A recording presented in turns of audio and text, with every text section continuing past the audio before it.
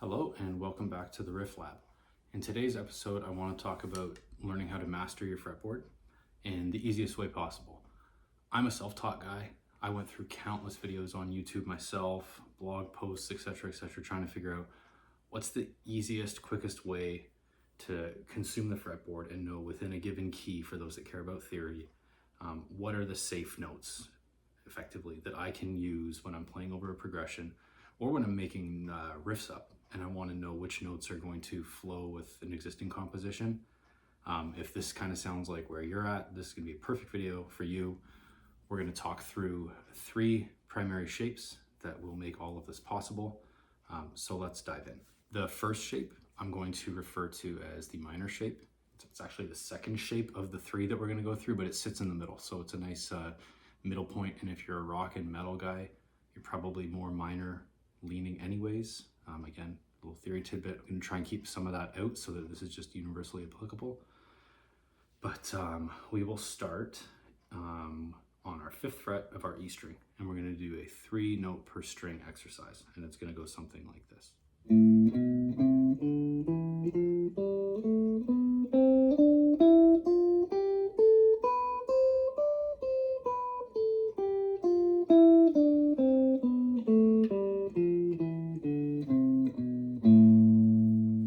Our next shape I refer to as the major shape, and it hooks up right beneath where our previous shape ended.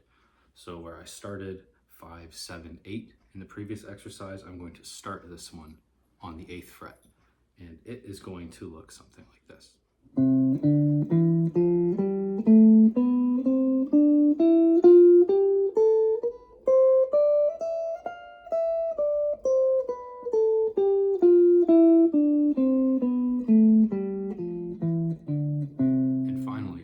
Shape ends right where our first shape, that minor shape, began. So I'm going to go 1, 3, 5 on my E string, and my pinky now is on that 5th fret, which is where the minor shape began. So once I play through this one, I will have connected shape 1, shape 2, and shape 3.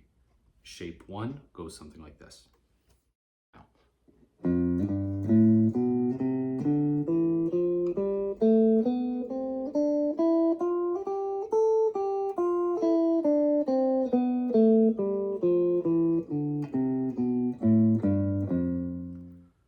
So there we have it. Those 3 shapes will have allowed us to traverse an entire octave of our guitar neck.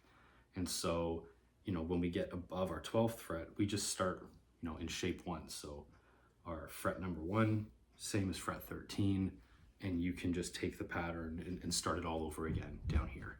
For those that are interested, I will post a tab in the description of the video. Probably easier to see the patterns one against the other. It's easier to refer to after the fact, but I highly recommend getting these under your fingers. It will sound a little scalic at first, but eventually as you start to just get the patterns down, you can start to note things like, what are my intervals, where are my root notes, things like relative major and minor, which, the minor one we started with, the A, happens to be the relative minor of that C major one. We'll talk about some of this stuff in future videos. Right now I want to keep it as theory-free, strictly focused on the patterns, so that everybody, regardless of your theoretical knowledge, can get the shapes down and start to feel good, moving through the neck. A next exercise as you sit with these shapes is throw a backing track on, pick a key that you like. The shapes are all movable, so we started using A minor. I always think of shape 2 as sort of my reference point. Whatever note, it could be G, it could be the C. Pick a note that you like, find a backing track in that key, and just move through the shapes and get more and more comfortable. And come back, check out some of the future lessons, and we'll continue to build upon this. Subscribe, comment, like, share, all that good stuff. Would love to hear your feedback, and I hope that this lesson serves you well. Thanks.